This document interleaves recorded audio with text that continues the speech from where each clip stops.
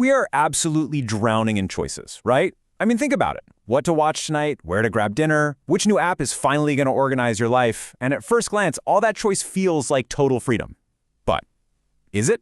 In this explainer, we're going to dig into the double-edged sword of that infinite scroll and ask a pretty simple question. Is all this choice actually making us anxious, or is it making us empowered? So picture this. It's been a long day, you finally crash on the couch, you grab the remote, you open up your favorite streaming service, and that familiar logo just glows on the screen. Ah, relief.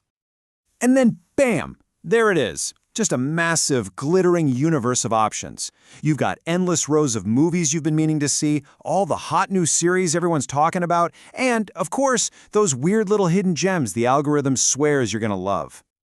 And for a second, you feel this incredible rush of power. I mean, anything you could possibly want to watch is right there.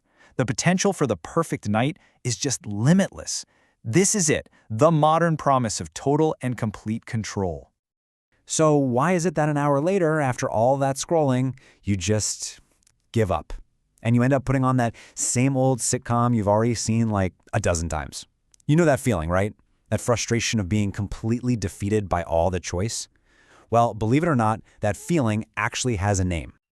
It wasn't supposed to be this way. The whole idea, the big promise, was that having more options would lead to more freedom, more satisfaction, more happiness. The ability to choose was supposed to be the ultimate form of empowerment, but as we've all figured out scrolling through menus, the reality is just a little more complicated. And this leads us straight into this fascinating and honestly kind of troubling idea, the paradox of choice. It's like the hidden plot twist in the story of modern freedom. It's the reason a whole universe of options can feel less like a playground and a lot more like a trap. So what is this thing exactly?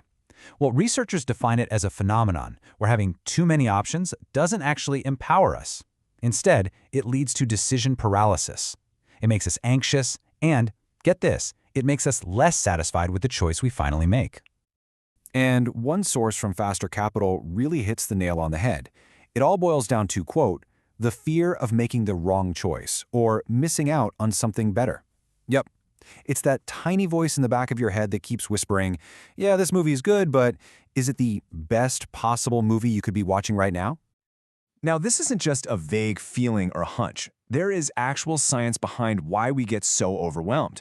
Researchers have looked at exactly what happens inside our brains and to our behaviors when we're staring down an endless list of choices. In fact, one study on streaming platforms breaks it down into 3 big effects. So first, cognitively, we get hit with decision paralysis. That's the classic, I can't decide, so I'm not going to watch anything. Then there's the behavioral effect, avoidance. We get so overwhelmed we just go, you know what, I'm just going to go do something else. And finally, there's the emotional hit, dissatisfaction. Even if we do pick something, we're left with that nagging feeling, did I make the right call? Okay, so if we know that too much choice is bad for us, why is our entire digital world built this way? And that brings us to a really interesting question. What if this feeling of being overwhelmed isn't an accident? I mean, is it possible that the way all these choices are laid out for us is actually designed to push us in certain directions? The answer, well, it might just change the way you look at that infinite grid of movie posters. The concept is called choice architecture, and it's basically the deliberate design of how choices are presented to us to influence what we decide. Think about a grocery store putting candy and magazines right by the checkout. That's choice architecture.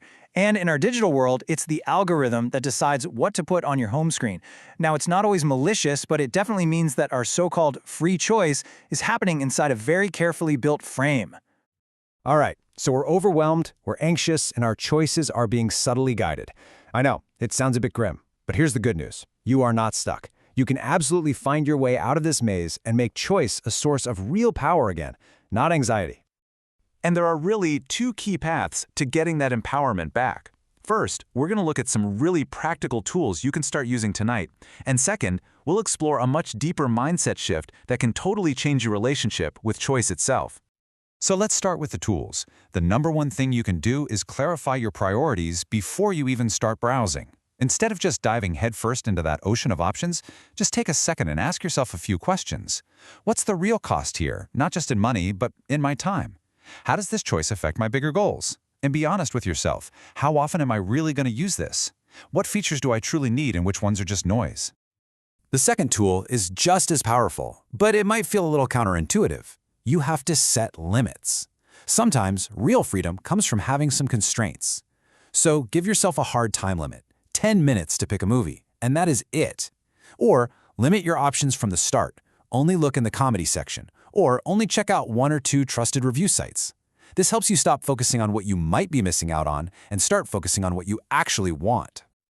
Now, let's talk about that deeper mindset shift. Because the practical tools are great, but they work so much better when you pair them with a new perspective. A text from Echoes from Sinai puts it just perfectly. It says, "We scroll through endless feeds, searching for meaning, but end up feeling emptier than before. It's like trying to satisfy hunger with pictures of food." Wow, that really captures that hollow feeling, doesn't it? So what's the antidote to that emptiness? Well, the same source offers this really profound idea. The world doesn't need more perfection, it needs more presence. The goal isn't to hunt down the one single mathematically perfect movie or the flawless restaurant.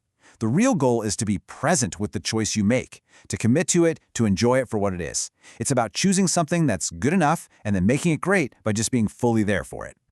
And that really leaves us with one final thought to take with you.